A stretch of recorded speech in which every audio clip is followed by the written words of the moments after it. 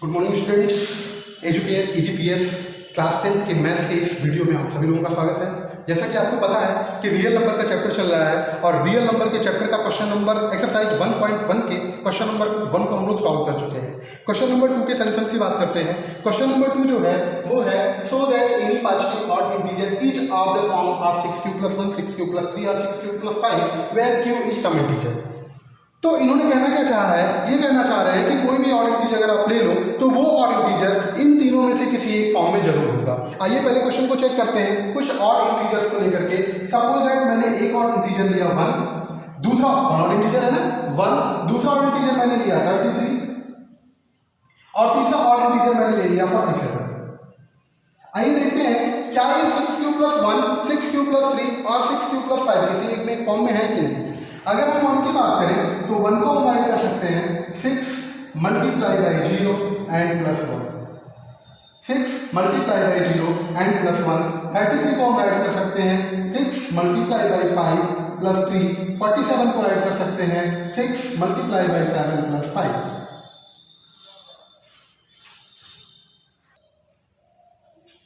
हाँ, तो 1 को इन्होंने लिखा 6 + 0 + 1 6 × 5 + 3 6।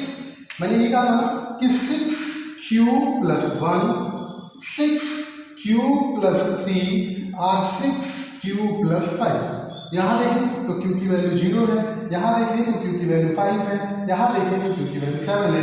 इन्होंने कहा था where q is some integer, q की वैल्यू कोई भी इंटीजर हो सकती है।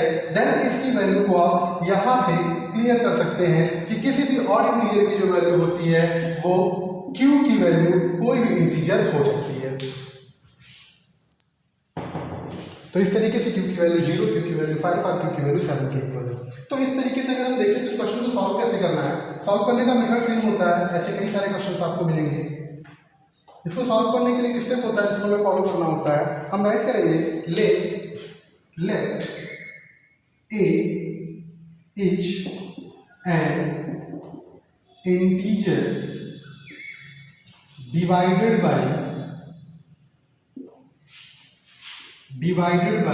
6, क्योंकि 6 में कॉमन है 6, then quotient HQ and reminder HR। Therefore, by equally division lemma,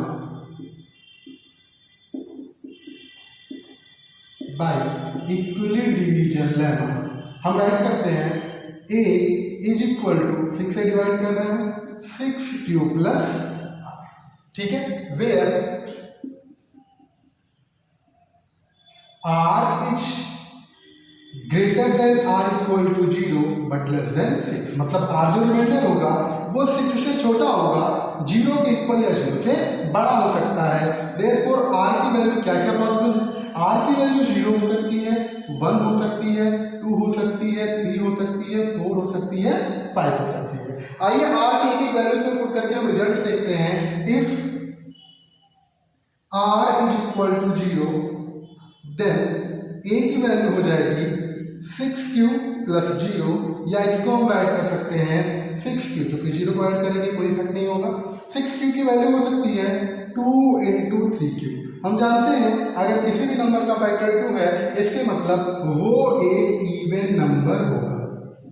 ठीक है, अगली बात, अगर हम इस r की वैल्यू 1 राइट कर सकते हैं देन a की वैल्यू हो जाएगी 6q + 1। कुछ कॉमन हो सकता है, नहीं कॉमन हो सकता है।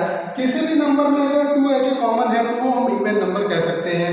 लेकिन अगर किसी भी नंबर को 6 से मल्टीप्लाई करके आप उसमें 1 ऐड कर दो तो निश्चित रूप से वो क्या होगा, ऑड होगा। मतलब ये जो आपको नंबर मिलेगा वो ऑड होगा। नेक्स्ट, इफ r की वैल्यू हम 2 पुट करते हैं then a equal to 6q + 2। आप देखो तो इस दोनों नंबर में 2 को कॉमन ले सकते हैं, देन हो जाएगा 3q + 1। 2 इसमें फैक्टर हो गया, इसका मतलब ये भी क्या होगा, इवन नंबर होगा। नेक्स्ट, इफ r की वैल्यू हम 3 पुट करें then a is equal to 6q + 3। आप तो इसमें 3 कॉमन हो सकता है, कोई बात नहीं, 3 को कॉमन ले लो, देन हो जाएगा प्लस 1। अब किसी भी नंबर के 3, अगर आप किसी भी नंबर में 3 का मल्टीप्लाई करोगे, ठीक है, किसी भी नंबर में मल्टीप्लाई करोगे तो जरूरी नहीं है कि अगर किसी भी नंबर का फैक्टर 3 हो तो वो जरूरी नहीं है कि वो इवन हो, लेकिन कहने का मतलब ये है कि ये नंबर जो है 2 से डिवाइड नहीं हो रहा है, इसका मतलब ये भी क्या होगा, ऑड होगा। Next, if r is equal to 4 then a is equal to 6 cube plus 4 is equal to, अगर 2 को कॉमन ले लें देन 3 क्यूब प्लस 2, देखो यहाँ 2 भी एज ए फैक्टर आ गया, इसका मतलब ये भी एक इवन नंबर है। Next, if r is equal to 5 then a is equal to 6 cube plus 5, कुछ कॉमन नहीं है, किसी भी नंबर को 6 से मल्टीप्लाई करके प्लस 5 को ऐड करेंगे तो निश्चित रूप से वो क्या होगा, ऑड ही होगा। तो अगर आप देखो तो ऑड नंबर कहाँ कहाँ मिल रहा है, एक आपका ऑड नंबर का सीरीज यहाँ मिल रहा है जो कि 6 क्यूब प्लस 1 के फॉर्म में है, एक आपका ऑड यहाँ मिल रहा है 6 क्यूब प्लस 3 के फॉर्म में है, एक आपका ऑड यहाँ मिल रहा है जो कि 6 क्यूब प्लस 5 के फॉर्म में है। देयरफॉर आप कह सकते हो कि जो क्वेश्चन उन्होंने कहा है 6 क्यूब प्लस 1, 6 क्यूब प्लस 3 और 6 cube plus 5, therefore any positive integer any positive integer any positive odd integer is of the form of 6 cube plus 1, 6 cube plus 3 और 6 cube plus, ये आपको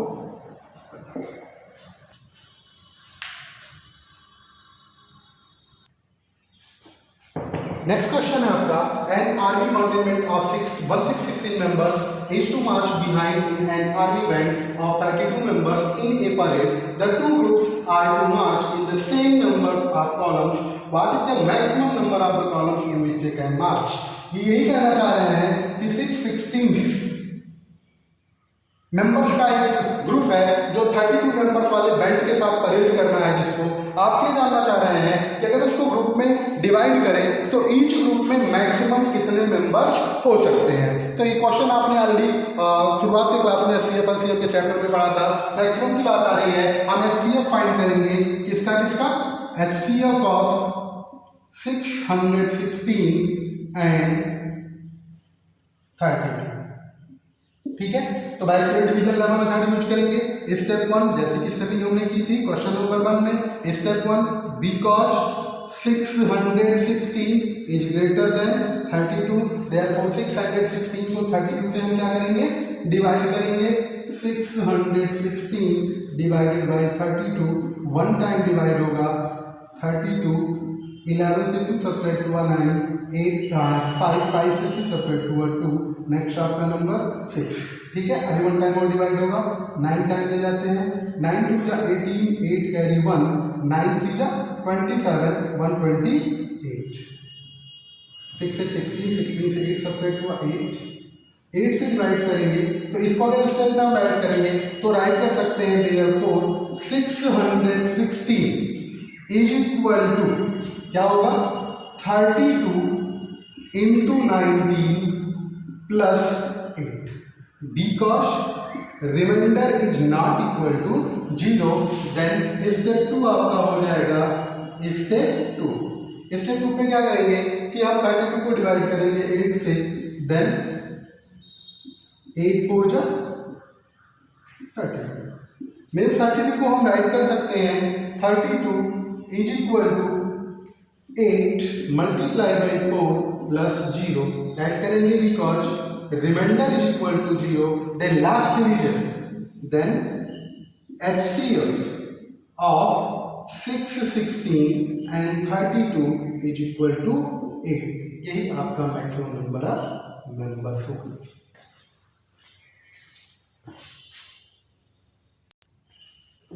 एक्सरसाइज का थर्ड क्वेश्चन आपका, use Euclid division lemma to prove that the square of any positive integer is either of the form of 3m और 3m plus 1 power some integer.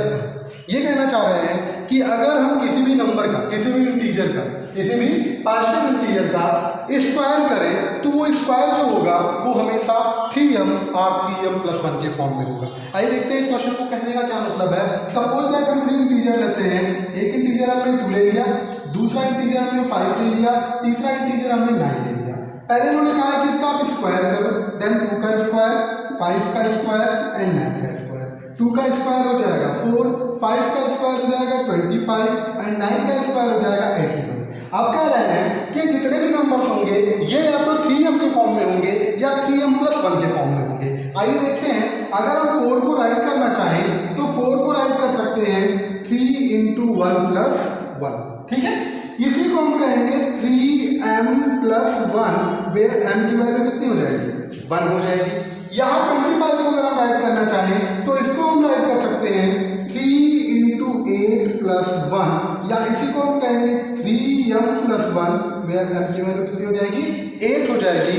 81 की अगर हम बात करें तो 81 को हम राइट कर सकते हैं 3 × 27, या इसी को राइट कर सकते हैं 3m, where m की वैल्यू 27 होगी।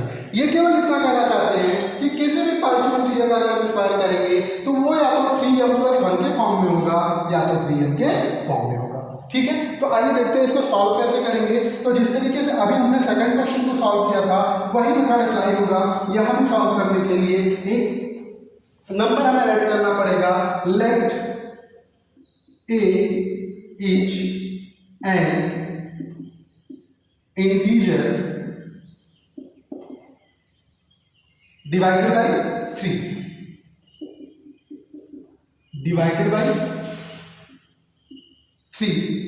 then quotient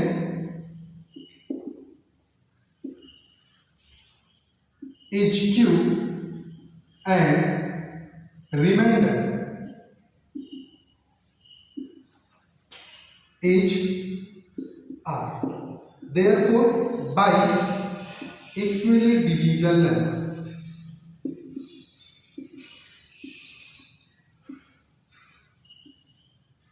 ठीक है। क्या राइट करेंगे, a = 3q + r, where r is greater than or equal to 0 but less than 3। Then r की वैल्यू क्या क्या हो सकती है, 0 हो सकती है, 1 हो सकती है और 2 हो सकती है। कितनी से इस्तेमाल करना है, एक एक वैल्यू को पुट करेंगे। अगर हम r की वैल्यू 0 पुट कर सकते हैं, इफ r = 0, देन a की वैल्यू कितनी होगी। ध्यान दें कि यहाँ हमें स्क्वायर करना है उस नंबर का, ठीक है। देन a की वैल्यू हो जाएगी 3q + 0 = 3q। तो a स्क्वायर की वैल्यू कितनी होगी, a स्क्वायर मतलब हो जाएगा 3q का स्क्वायर, और 3q का स्क्वायर करेंगे तो होगा कितना, 3 3 जा 9q स्क्वायर, ठीक है। 9q स्क्वायर का मतलब इसको हम राइट कर सकते हैं 3 × 3q स्क्वायर होगा, या इसी को हम कह सकते हैं 3m, where m की वैल्यू कितनी होगी, 3q स्क्वायर, ठीक है।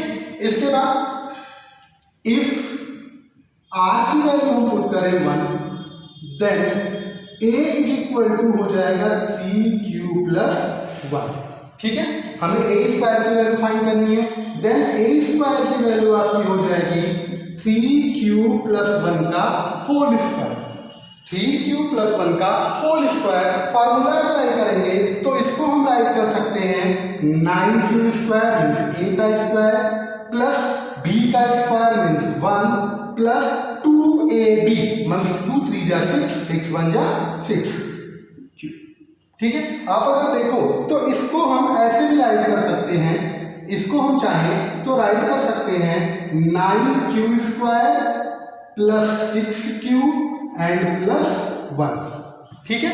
या इसको हम चाहें तो राइट कर सकते हैं, देखिए इन दोनों नंबर में से 3 कॉमन है ना, तो अगर 3 को कॉमन करेंगे तो ये हो जाएगा 3q square plus 2q and plus 1, या इसी को हम राइट कर सकते हैं 3m plus 1 वेयर m की जो वैल्यू होगी वो 3q स्क्वायर प्लस 2q के इक्वल होगी। 3q स्क्वायर प्लस 2q के इक्वल होगी अगर m की वैल्यू यहां पे हम पुट कर दें। Next, if r is equal to 2 write करें, r की वैल्यू हम 2 को पुट करें, देन क्या होगा, r की वैल्यू अगर हम 2 पुट करेंगे then a is equal to 3q plus 2, then a square is equal to 3q plus 2 square, या 3q प्लस 2 स्क्वायर को अगर हम एक्सपेंड करेंगे तो ये हमारा होगा 9q square plus 2 square means 2 2 जा 4 प्लस 3 2 जा 6 2 जा 12q। ठीक है, या इसको अगर हम चाहें तो राइट कर सकते हैं 9q square plus 12q plus 4 को हम राइट करेंगे 3 प्लस 1। ठीक है, अब अगर आप देखो तो इन सारे नंबर्स में से 3 कॉमन हो सकता है, देन 3 को अगर हम कॉमन करेंगे तो ये हो जाएगा 3q square 4q plus 1 and plus 1 is equal to 3m plus 1 each where m की जो वैल्यू होगी वो कितनी होगी, m is equal to 3q square plus 4q and plus 1। ठीक है, देखिए सारा नंबर उसी फॉर्म में है ना, 3m प्लस 1 3m प्लस 1, तो ये चीज प्रूफ होता है। देयरफॉर हम राइट कर सकते हैं जो क्वेश्चन में इन्होंने कहा था कि square of, therefore square of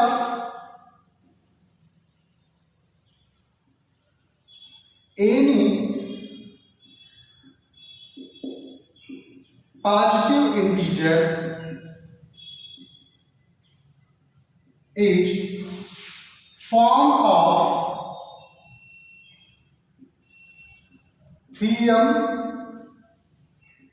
3m plus 1 for some integer